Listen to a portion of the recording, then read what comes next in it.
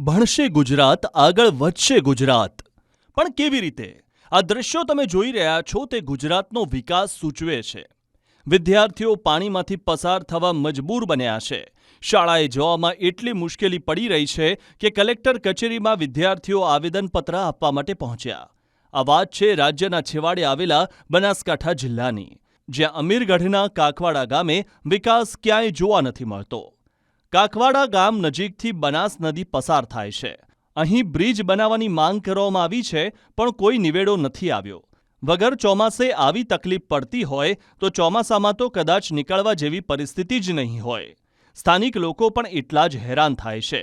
ત્યારે વિદ્યાર્થીઓ અને ગ્રામજનો પુલ બનાવવાની માંગ સાથેના બેનરો હાથમાં લઈને કલેક્ટર કચેરીએ પહોંચ્યા હતા અને ત્યાં જ ધરણા પર બેઠા હતા. વિદ્યાર્થીઓ હાથમાં બેનર લઈને નારા પણ લગાવી રહ્યા હતા કે પુલ નહીં તો વોટ નહીં.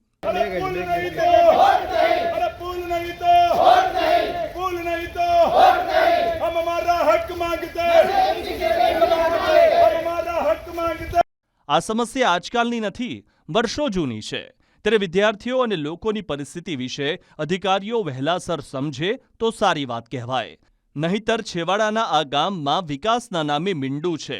આ દ્રશ્યો પરથી સૌ લોકો જાણે છે.